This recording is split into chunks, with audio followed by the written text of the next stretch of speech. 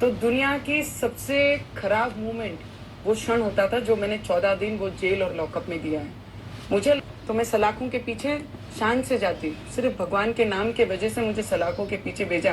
उद्धव ठाकरे को इसका जवाब राम भक्त और हनुमान भक्त आने वाले समय में जरूर देंगे, इसमें कोई भी शंका नहीं। जेल में थी तभी मैंने संकट मोचन को याद किया, तभी ताकत से मैं बाहर मजबूती से और निकली कि मुझे तुम इतने कमजोर मत समझो कि मैं तुम्हारे इतने अत्याचार से कमजोर होके घर पे बैठ जाऊंगी। नहीं, मैं और डबल ताकत से आऊंगी। जो संकट मेरे महाराष्ट्र में आया, जो संकट मेरे किसानों पे आया, जो संकट मेरे बेरोजगारों पे आया, जो संकट लोड शेडिंग के माध्यम से आया, जो संकट मेरे महाराष्ट्र के हर एक व्यक्ति पे आया है, वो संकट दूर होना चाहिए। इसलिए हनुमान चालीसा का पाठ उद्धव ठाकरे के घर के बाहर, क्योंकि वो प्रमुख हैं, मुख्यमंत्री हैं वो राज्य के, इसलिए उनके घर के बाहर पढ़ना था।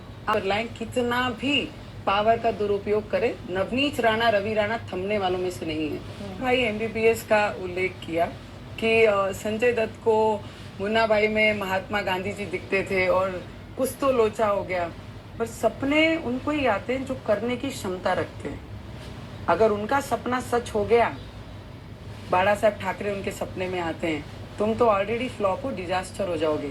वो बात जरूर याद रखना। में कस्टडी में होती तो वो डिपार्टमेंट का और सरकार की डिपार्टमेंट के अंतर्गत जेल आता है, वो डिपार्टमेंट को अधिकार था मैं किस बेस पे हॉस्पिटल में एडमिट हूँ वो पूछने का अधिकार वो डिपार्टमेंट का है। डीएमसी का कौन सा अधिकार है? नोटिस दिया उन्होंने। हमारे महाराष्ट्र में जब भी ऐसी कार्रवाई हुई है, जो भी उद्धव ठाकरे के विरोध में बोलता है उसके घर तोड़ने पहुंच जाती है बीएमसी। ये पावर का दुरुपयोग कर रहे हैं। इन्होंने मुझे बेघर भी कर दिया, तो रोड पे बैठकर मैं हनुमान चालीसा और इनके विरोध में प्रदर्शन करती रहूंगी। मेरे महाराष्ट्र को आगे बढ़ाने का काम जरूर करेंगे। मुझे नहीं डराने के लिए तो उत्तर भी महिला हूँ मैं, इतनी जल्दी तो नहीं डर जाऊंगी उद्धव ठाकरे की धमकियों से। कल तो खुलेआम मंच पर बोलते हैं मंदिर जाना जरूरी नहीं है, हनुमान चालीसा पढ़ना जरूरी नहीं है, तो अयोध्या क्या करने जा रहे हैं? जब हनुमान के नहीं तो राम के कैसे होगे? वो भी सच्चे, हम बैनर पे नहीं लगा रहे हम सच्चे हिंदू हैं। सच्चे हिंदू तो बाला साहब के साथ चले गए। एक और इशू पकड़ो, जो कोर्ट में चीजें हैं वो कोर्ट निर्णय आने के बाद हम उस पर चर्चा कर सकते हैं। कोर्ट अपना काम अच्छे से करती है, कोर्ट को बताने की जरूरत नहीं है कोर्ट गलत है। ये संजय राउत बता, रिलीफ स्कैम, जब हमको जिस तारीख को बेल दी गई उस दिन उन्होंने कहा कि अनदर रिलीफ स्कैम कोर्ट कर रही है, तो एलिगेशन तो वो कोर्ट पे लगाते हैं। हम तो कोर्ट का मान्य करते हैं, जो भी निर्णय आएगा उसके आदर हम जरूर औरंगाबाद को हम संभाजी नगर नाम देंगे।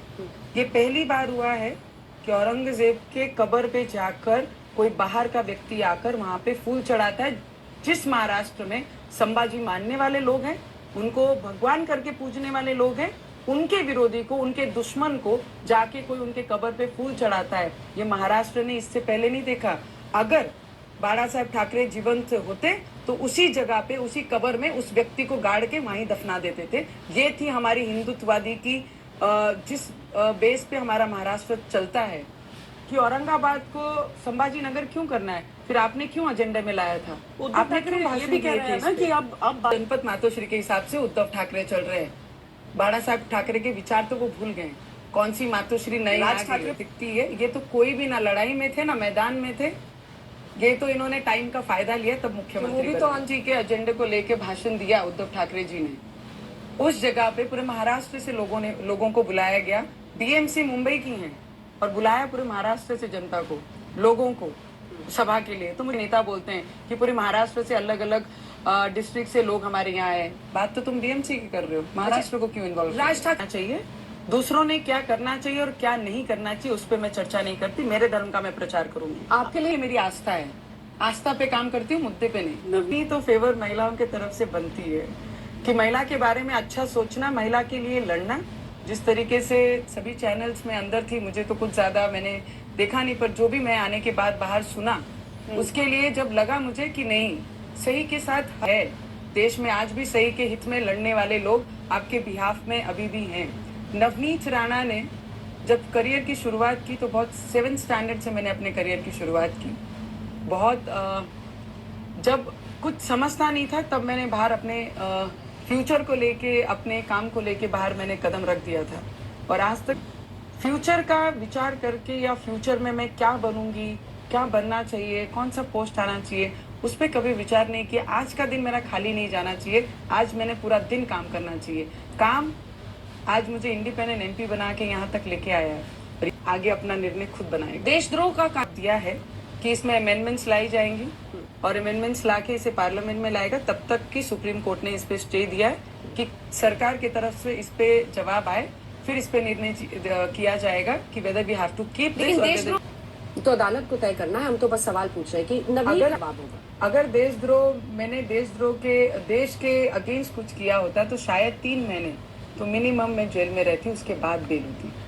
अगर 14 दिन में आपको बेल 13 दिन में मिल जाती है तो कोर्ट ने खुद उस पे क्लियरिफिकेशन दिया है कि देशद्रोह इन पे बनता ही नहीं है। तो कोर्ट जब आपके हित में खड़े होके न्याय के बाजू लेके आपको ऑर्डर देता है तो मुझे नहीं लगता कुछ बोलने की जरूरत है। आने वाले समय में हाई कोर्ट में जाएंगे और वहां पे भी अपनी न्याय की गुहार लगाएंगे। नवनीत जी, इतिहास काटे, आप आगे अपने आप को हित में लड़ने का ही कोई भी ऐसी पोस्ट जिस जन भाव से काम कर रही है, जन भाव से काम कर रही हूँ। अगर जिस मतदार संघ से, जिस डिस्ट्रिक्ट से मैं चुन के आती हूँ, वो डिस्ट्रिक्ट का इतिहास रहा है कि शिवसेना वहां पर कभी गिरी नहीं, और मोदी सुनामी में अगर चुन के आती हूँ तो भाव तो हर किसी को दिख गया कि मेरे आपका भाव कोई जनता एम्बिशन नहीं है। एम्बिशन के लिए काम नहीं करती, मैं लोगों की सेवा के लिए काम करती हूँ और आज भी काम कर रही हूँ। मेरा सिर्फ यही टारगेट रहता है कि मैं दिन में मेरा टाइम मैंने किसी अननेसेसरी चीज के लिए वेस्ट नहीं करना चाहिए। लोगों की सेवा में हर क्षण मैंने काम करना चाहिए। फ्यूचर क्या होगा उसके लिए कौन काम करता है वो मतलब ही करते हैं। चलिए, जैसे आपको इस उद्धव नए ठाकरे अवतार ने में हम किया। लोगों ने देखा जय श्री